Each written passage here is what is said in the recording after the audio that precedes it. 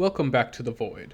I am Elder Alzoth, and today we are playing some Total War Warhammer 3. We'll be continuing our Norska playthrough, so here's a quick recap of what happened in part 1. Norska? Okay. We were playing with a randomized start location mod. Screw you, Hellman. We immediately sold them and their city to make better friends. We will never betray each other. It's time to get revenge on those lizards. We then proceeded to beat the tar out of them. Wait, what? She will give us 26,000 gold and become our vassal? Oh, you're back already? That was fast. You sure you got everything? Whatever. Now on to day 3. We start the day off by checking out the new city we just got through Confederation. Unfortunately, there's no one strong we can sell it to like last time. But luckily, it's actually pretty far upgraded, so we just need to use it to raise some more armies on this side of the world and start murdering our new neighbors. Well, some of our neighbors. We managed to make friends with this weird rat with a gun. We are going to try to get him to sell us his catapults and mortars so we can throw things a little further than 10 feet. At the end of part 1, we were in the process of beating up some geckos for trying to sell us insurance, when they know we can't afford a house. And for pointing out how poor we are, we executed all of them. As we rightfully killed all the lizardmen, the dwarves in the tree to the north of us decided they were sick of being bullied and declared war again. Now normally this wouldn't be an issue, but by calling my allies to war, it gave Zhao Ming an out to our alliance. This also caused the cannons we had from Zhao Ming in our army to just disappear. I only got to use them once. We decided to sell the final lizardman settlement to the Chaos Dwarves for an alliance that would end up being the smartest thing we did this whole campaign. To make nice with our new friends, we joined their war against the dirty French that ended up near them, and set out to take all of their gold. We also took one of their cities and used it to make these mighty Chaos Dwarves our vassal as well. With them being our vassal, we were able to spend a measly 2,000 gold for the best building in the game. That's a surprise tool that can help us later. Back at the dwarf tree, we had surrounded them with 2 of our armies and decided to wipe them out once and for all. The auto-resolve says we will get a Pyrrhic victory, but I'm sure we can do better ourselves. As we load into the map, we see both of us start on a good hill, so we want to make them come down to us. We are able to hide our missile cavalry in a small pocket of trees behind them, with the plan of hitting the artillery once their main force starts to move. And they aren't going to move off their hill. That's bad. Okay, we are going to harass them with our missile cavalry and chariots to get them to start moving. Now we did bring stick throwers to an Apache helicopter fight apparently, so... oh, we are actually not doing that bad. Now that things are starting to move, I set my cavalry to scrimmage mode so they will move their way out through this gap and... oh no. That's not a gap. That's a walled-in corner. They're screwed. And now there are gyrocopters coming in for a bombing run on my tightly packed units. Or just my one lord. I mean, that works for me. So far so good. They're coming up our big hill now to hit us, which means we can start flanking on all of their undefended ranged units. With our mammoths and hired Slanesh units, we are tearing through their back line, while our melee and lords kill their tough heroes. And that's that. Not a bad fight, and we managed to turn it into a close victory while not losing any full units. Went about as well as we could have hoped for. Now that we've killed these tree dwarves, we can relax. Man, what are these guys' problem? Oh, you murder one whole family line and they start holding grudges. Ugh.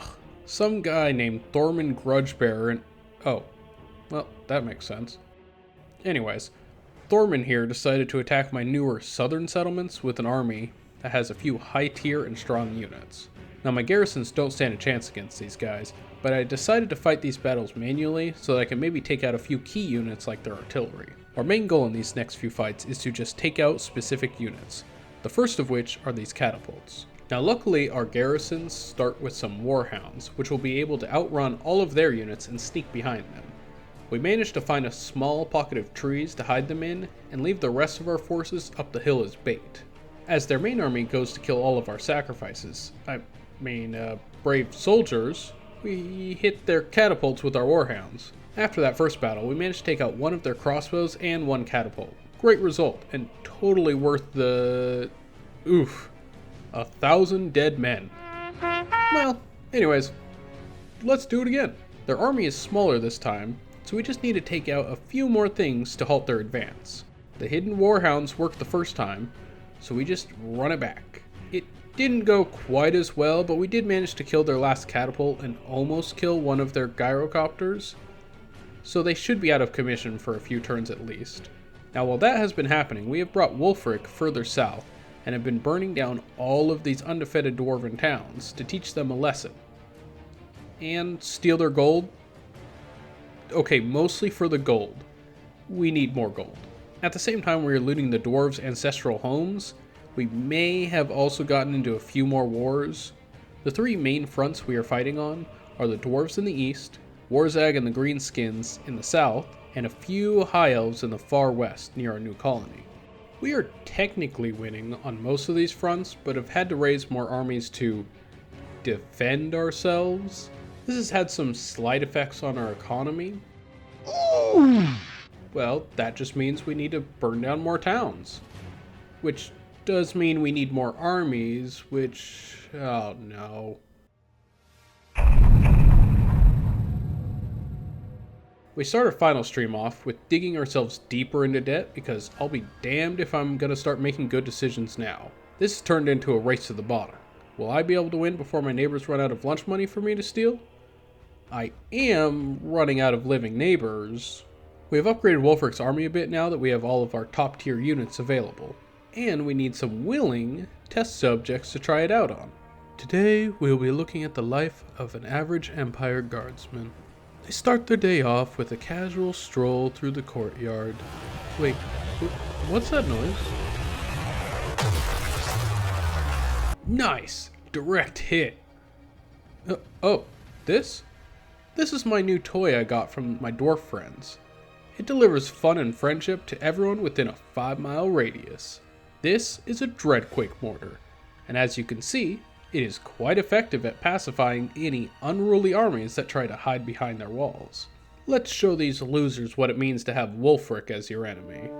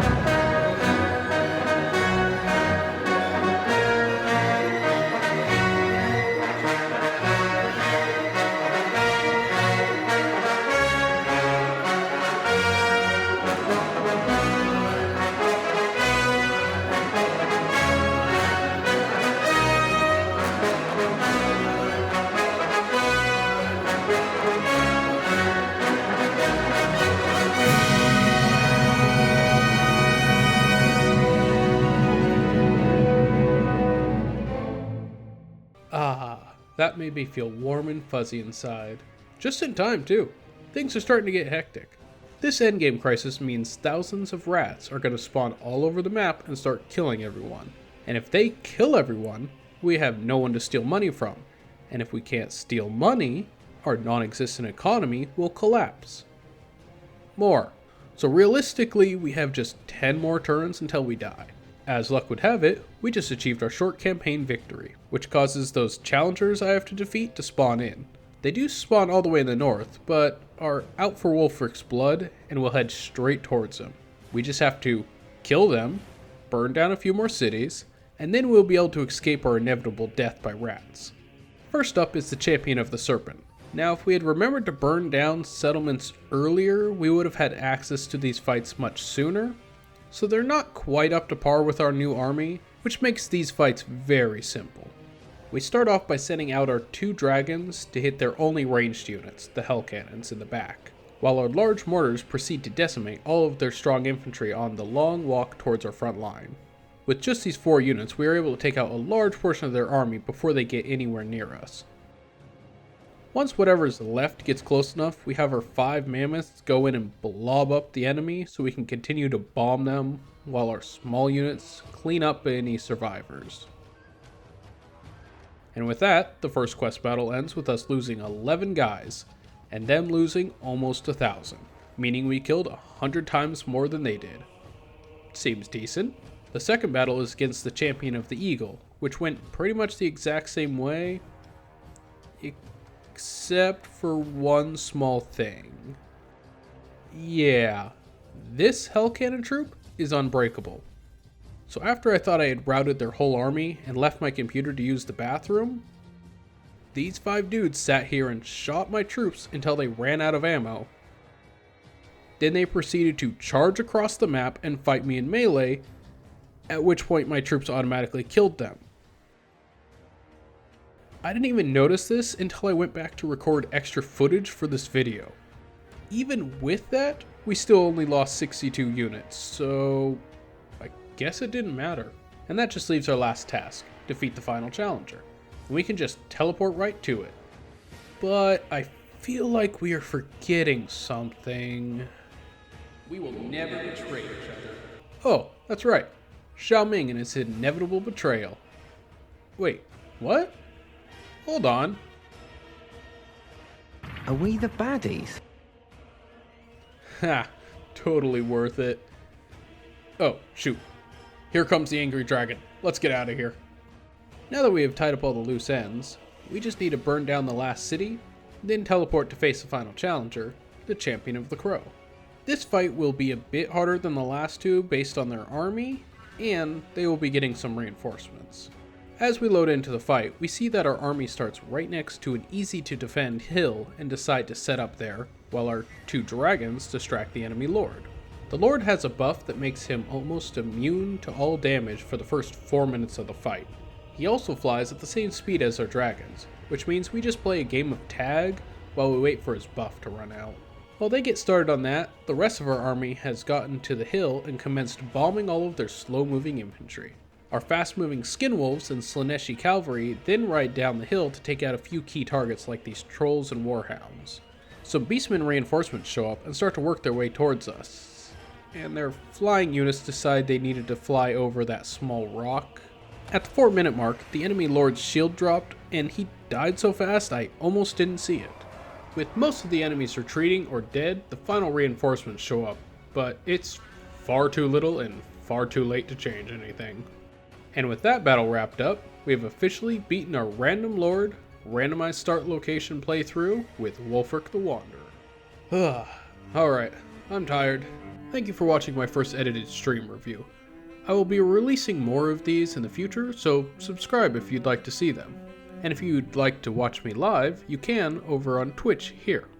Okay, back to the void with me now. Bye!